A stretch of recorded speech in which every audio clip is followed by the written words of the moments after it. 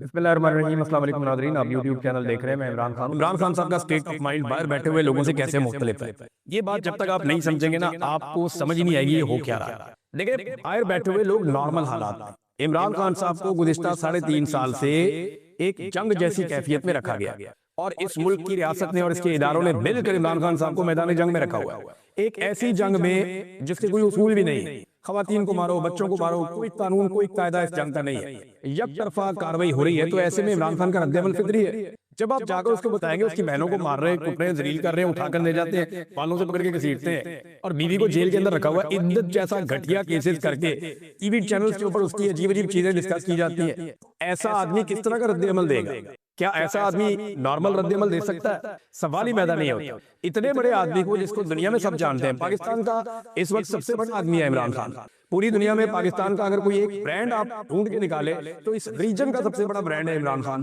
صرف پاکستان کی بات نہیں کر رہا، پورے ریجن کی بات کر رہا ہوں۔ اتنا بڑا برانڈ کوئی نہیں ہے۔ انڈیا کے بڑے بڑے برانڈ جب عمران خان کے سامنے کھڑے ہوتے تھے تو وہ پانی بھرتے تھے۔ یہ عمران خان ہے، اتنا بڑا برانڈ ہے۔ اب اتنے بڑے برانڈ کو آپ ایک جیل کی کال کوٹری میں ڈال کے اس کی فیملی کو ماریں، اس کی بہنوں کو ماریں، اس کے رشتہ داروں کے اوپر ٹارچر کریں، اس کی بیوی کو ذلیل کریں، تو ایسی صورتحال میں آپ اس سے نارمل ریئیکشن کی توقع کیسے کر سکتے ہیں؟ ہاں، لیکن جو باہر بیٹھے ہوئے لوگ ہیں، جن کی بیویاں اپنے گھروں میں ہیں، جن کی بہو بیٹیاں محفوظ ہیں، جن کی مائیں محفوظ ہیں، جو خود ایک اے سی والے کمرے کے اندر بیٹھ کے آرام سے ارکنری کرتے ہیں، اپنے فیصلے سکون سے بیٹھ کے اطمینان کے ساتھ کمفرٹیبل انوائرمنٹ میں کرتے ہیں، ان کی مینٹیلٹی میں اور ایک ایسے شخص کی مینٹیلٹی میں جس کو آپ نے جنگ کے اندر رکھا ہوا ہے، فرق ہونا چاہیے۔ فرق ہونا چاہیے۔ اس کے باوجود عمران خان صاحب بہت بولڈ کرتے ہیں، ایسی باتیں کرتے ہیں کہ وہ پاکستان کے لیے آج بھی کہتے ہیں بیٹھنے کے لیے تیار ہوں میں، تو فائدہ اٹھاؤ اس سے۔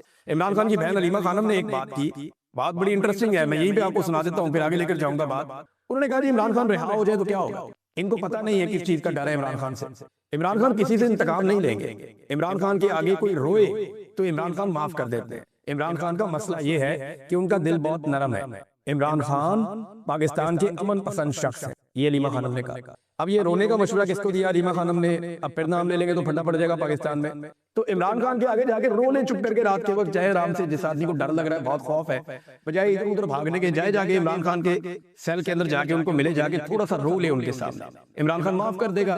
اگر کسی کے دل میں یہ ہے کہ وہ معاف نہیں کرے گا، یہ علیمہ خانم نے مشورہ ایک دیا ہے۔ یہ ہو کیوں رہا ہے؟ یہ D G S P R کی پریس کانفرنس، اس کے بعد چڑھائی کر دی گئی، پنجاب میں کہتے ہیں کوئی کریک ڈاؤن بھی شروع کیا ہے، اور لوگوں کی پکڑ دکڑ، پی ٹی آئی کے لوگوں کے نام اٹھا کے ڈال دیے انہوں نے اس کے اندر، ای سی ایل کے اندر بہت بڑی تعداد میں سب کے نام اٹھا کے ای سی ایل میں ڈال دیے کہ جناب ہم ان کو پاکستان سے باہر نہیں جانے دیں گے۔ یعنی بانی پی ٹی آئی وہاں تک چلا گیا جہاں سے واپسی ممکن نہیں ہو سکتی۔ فیصل وارڈا جیسا بندہ جو ہے وہ اٹھ کے بڑکے لگا رہا ہے جس کی اوقات ہی کوئی نہیں ہے، یعنی ایک آوارہ قسم کا، ایک بے نامی قسم کا سینیٹر ہے، وہ کوئی اوقات تک کی نہیں ہے۔ یہ آدمی ایک دن اپنے لیڈر کے ساتھ کھڑا نہیں ہو سکا۔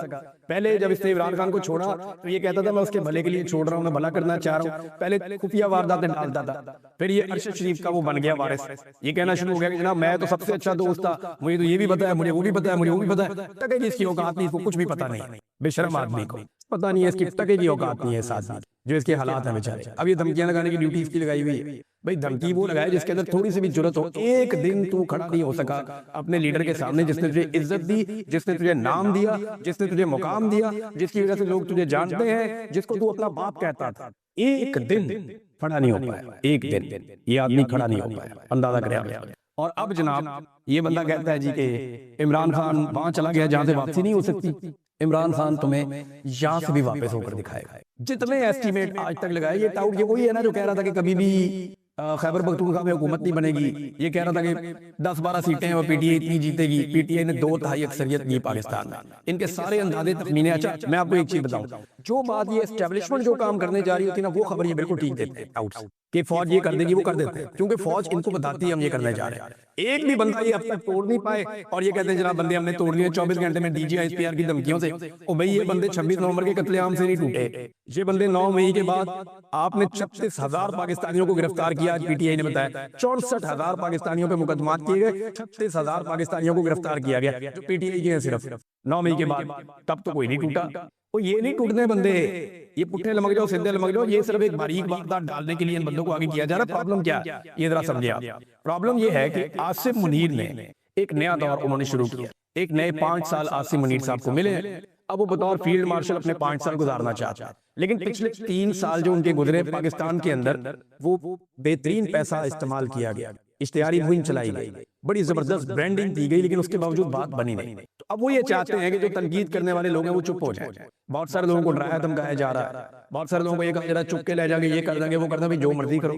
اس سے پہلے بھی کر کے دیکھ لیا، چپ کے بھی دیکھ لیا، اغوا بھی کر کے دیکھ لیا، بندہ بھی ہمارا ایک مار دیا، شہید ارشد شریف کو شہید کر دیا، وہ چپ ہو گیا، آج بھی اس کی آواز گونج رہی ہے۔ مجھے جبری طور پہ لاپتہ کر کے 5 مہینے مارتے رہے ہو، میں چپ ہو گیا، جیسے ہی مجھے اللہ نے آواز دی میں پھر شروع ہو گیا اور وہی کام کر رہا ہوں جو پہلے کر رہا تھا۔ یہاں بہت سارے لوگ بیٹھے ہوئے ہیں، ان کو اتنی دھمکیاں دی، ان کے گھر والوں کو تنگ کیا، پریشان کیا، یہ لوگ چپ ہو گئے؟ نہیں چپ ہوئے، سارے لوگ اپنا اپنا کام کر رہے ہیں۔ یہ ایسے ہونا نہیں ہے، لوگ اب ڈرتے نہیں ہیں۔ بہرحال یہ اب کوشش یہ کی جا رہی ہے، نیا دور ہے، ذرا ایک ڈر پھیلایا جائے اور عمران خان صاحب کا جو ٹویٹ ہے اس کو ڈس اون کروایا جائے پاکستان تحریک انصاف کے لوگوں سے۔ مشن یہ ہے کہ تحریک انصاف کے لوگ کہیں کہ جی عمران خان صاحب کا جو ٹویٹ ہے نا اس کو ہم ڈس اون کرتے ہیں، وہ ٹھیک نہیں، ہم اس کو ری ٹویٹ نہیں کریں گے، معاملہ اس لیول تک نہیں جانا چاہیے۔ معاملہ شروع کس نے کیا پہلے یہ بتا، عمران خان کی بیوی کو کس نے گرفتار کیا، اس کی بہنوں کو کس نے سڑک پہ گھسیٹا، اس کی بہنوں کو بار بار گرفتار کس نے کیا، عدت جیسا گھٹیا ترین کیس کس نے بنایا، اس کے اوپر 300 کے قریب مقدمات، 200 میں 300 کتنے مقدمات ہیں، یہ کس نے بنایا اس کے اوپر، یہ جو تضحیق کی گئی بھی شروعات کس نے کی ہے، قید تنہائی میں عمران خان کو کس نے ڈالا، بار بار اس کو قید تنہائی میں ڈال کر اذیت کس نے دی ہے، بھئی جو شروع کرتا ہے اسی کو ختم کرنا ہوگا نا۔ یہ ون سائیڈڈ تو نہیں ہو سکتا کہ بھئی ہم مارنا چاہتے ہیں لیکن آگے سے آپ کی آواز نہ آئے، آپ نے چیخنا نہیں۔ فی الحال جناب اب یہ اس بیانیے کے ذریعے سے جو اب بنایا گیا ہے ایک خوف پھیلا کے لوگوں کو چپ کروانا چاہتے ہیں، اور عمران خان صاحب اور ان کے فالوور دیکھیں نا ایک پیرلل اسٹیبلشمنٹ بن چکے ہیں، ایک پیرلل اسٹیبلشمنٹ بھی ہے، جیسے پاکستان میں ایک اسٹیبلشمنٹ اس کے ساتھ ایک دوسری اسٹیبلشمنٹ بھی ہے، وہ عمران خان اور اس کے فالوور ہیں۔ اب عمران خان کو چھوڑ کے جانا سالہ جی کا وعدہ نہیں ہے، جو بندہ چھوڑ کے جائے گا وہ اپنی اور اپنے خاندان کی سیاست تباہ کر دے گا، اور لوگ اس کے لیے کوئی گنجائش نہیں چھوڑیں گے۔ بڑے قسمت والے وہ لوگ ہیں جو واپس عمران خان صاحب سے آ کر مل جائیں گے یا ملیں گے، کیونکہ اگر کسی کو فارم 45 والی کامیابی چاہیے تو اس کو عمران خان کے کیمپ میں آنا پڑے گا۔ 40 فارم 47 جو ہے وہ محدود تعداد میں تھے، اب جتنی تعداد میں وہ تھے اتنے بندے انہوں نے لے لیے، اور معاملہ یہ کہا جا رہا ہے کہ جناب عمران خان صاحب کو اسپتال میں شفٹ کیا جائے۔ یہ مطالبہ پاکستان تحریک انصاف کا ہے، عمران خان صاحب کی فیملی کا، اور جائز مطالبہ۔ سابق وزیر اعظم ہے، ان کی آنکھ کے اندر ایک سیریس ایشو چل رہا ہے اور اس کی وجہ سے انہیں ایک مرتبہ خفیہ طور پہ اسپتال لایا بھی گیا۔ دیکھیں یہ بہت سارے لوگ نا الگ الگ طرح کی باتیں کریں، خبر کسی کے پاس نہیں ہے۔ جو رپورٹ جمع کروائی ہے سپریم کورٹ آف پاکستان میں سلمان صفدر صاحب نے، اس کے اوپر آج کے دن میں سپریم کورٹ آف پاکستان کوئی فیصلہ کرے تو پتہ چلے گا کہ عمران خان صاحب کے علاج کے حوالے سے اب کیا کرنا ہے۔ لیکن حکومت کے اوپر میں دباؤ بہت شدید ہے، یہ دباؤ حکومت کے اوپر کیوں ہے اور کیا واقعی کوئی ڈیل ہونے جا رہی ہے؟ سب سے زیادہ سوال یہ کیا جائے ڈیل ہونے جا رہی ہے تو اس کا میں آپ کو نا بڑا کلیئر جواب ابھی دوں گا، بلکہ عمران خان کی بہن نے بھی بڑی صاف بات کی۔ عمران خان نے ڈیل کرنی ہوتی نا تو بہت پہلے ڈیل کر، عمران خان صاحب کو بہت ڈیلیں آفر ہوئی ہیں، ڈیل کرنی ہوتی تو انہوں نے بہت پہلے کر لینی۔ اب اس وقت جو صورتحال ہے وہ یہ ہے کہ حکومت پر دباؤ ہے، اور یہ اندرونی دباؤ بھی ہے اور بیرونی دباؤ بھی ہے۔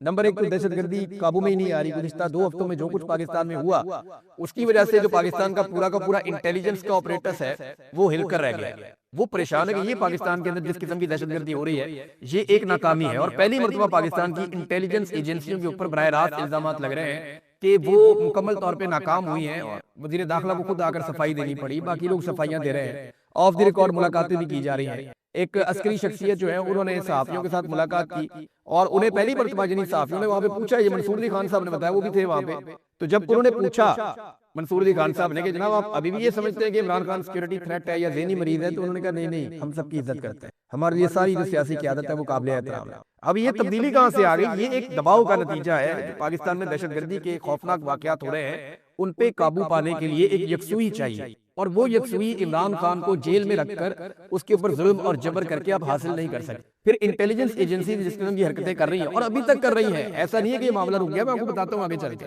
تو یہ ایک بہت بڑی ناکامی ہے۔ دوسرا معیشت ہے، بیڑے گرک ہو گیا، غربت پاکستان میں جو ہے وہ ہر دوسرا آدمی غریب ہے، بے روزگاری کی ڈیٹا جو ہے وہ سرکاری ڈیٹا بتاتا ہے کہ بے روزگاری بہت زیادہ بڑھ گئی ہے، سرمایہ کاری پاکستان میں ٹکے کی نہیں آ رہی۔ ایسی صورتحال میں جب مہنگائی بڑھتی چلی جا رہی ہے اور کوئی چیز موجودہ حکومت یا اسٹیبلشمنٹ قابو نہیں کر پا رہی، اور یہ سارا سہرا عاصم منیر صاحب کے سر پہ جاتا ہے کہ جنہوں نے نالائقوں کا ٹولہ لا کر بٹھا دیا جعلی فارم 47 کے اوپر، تو کب تک یہ سارا سلسلہ چلے گا؟ تو یہ بھی ایک دباؤ ہے۔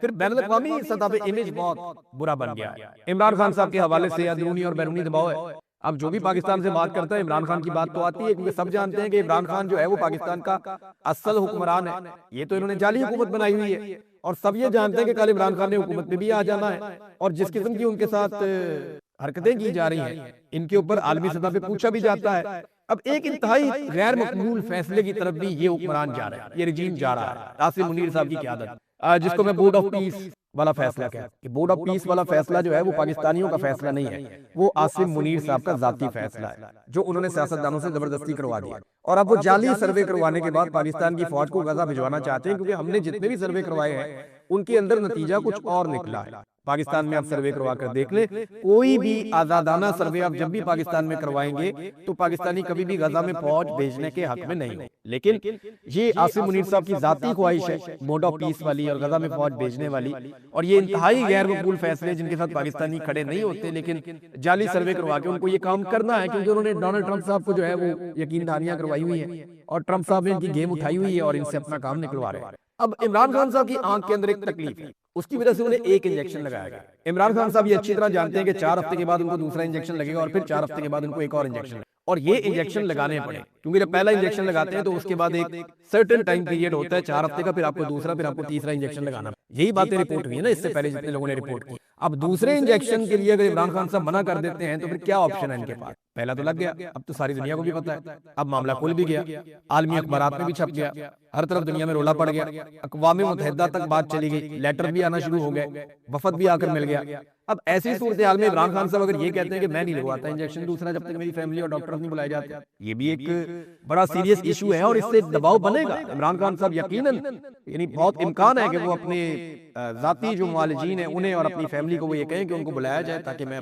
آنکھ کے اندر یہ دوسرا انجیکشن بھی لگواؤں۔ پھر اسٹیبلشمنٹ اور حکومتی اتحاد کی جو خواہش ہے نا، اس کو آپ ایک بات تو ذہن میں رکھیں۔ ایک تو جن لوگوں کو لگتا ہے نا کہ کوئی ڈیل شیل ہونے جا رہی ہے، وہ اپنی تھوڑی سی طبیعت درست رکھیں اور اپنی غلط فہمی دور۔ عمران خان نے کوئی ڈیل کرنی نہیں ہے، اور یہ نظام عمران خان کے ساتھ ڈیل کرنے کا رسک لے گا نہیں۔ عمران خان اپنی بات کے اوپر کھڑے ہوئے ہیں، قائم ہیں، وہ کہتے ہیں میں پیچھے نہیں ہٹتا، میں نے نواز شریف نہیں بننا، میں نے زرداری نہیں بننا۔ دوسری طرف جو پاکستان کی اسٹیبلشمنٹ ہے، خاص طور پہ عاصم منیر صاحب، ان کی حالت یہ ہے کہ وہ پہلے سے استثنا لے کر بیٹھے ہوئے ہیں، خوف کا عالم یہ ہے، تو وہ عمران خان کو فیس نہیں کر سکتے۔ اور اگر دیکھیں کوئی ڈیل ہو رہی ہوتی تو عمران خان اور ان کے لوگ آج بھی گرفتار ہیں جیل کے اندر۔ عمران خان کی بیوی جو ہے وہ بے گناہ جیل کے اندر، مقدمات عمران خان صاحب کے اور ان کی اہلیہ کے آج بھی سپریم کورٹ کے اندر نہیں لگ رہے۔ تشدد کی پالیسی جو ہے وہ آج بھی جاری ہے۔ عمران خان کا نام لینے پر، ان کی تصویر دکھانے پر نیشنل میڈیا کے اندر پابندی ہے، اور یہ آج بھی ہے۔ آج بھی پاکستان تحریک انصاف پنجاب میں، سندھ میں، بلوچستان میں، اسلام آباد میں کوئی جلسہ نہیں کر سکتی، آزاد کشمیر میں بھی نہیں کر سکتی، گلگت بلتستان میں بھی نہیں کر سکتی، یہاں پہ کوئی پولیٹیکل ایکٹیویٹی نہیں کر سکتی۔ عمران خان صاحب کی بہنیں اور بیٹے آج بھی ان سے ملاقات کے لیے کوششیں کر رہے ہیں، ادھر ویزا نہیں دے رہے، ادھر ملاقات نہیں کرنے دے رہے۔ یہ ساری چیزیں آج کے دن تک ہو رہی ہیں نا۔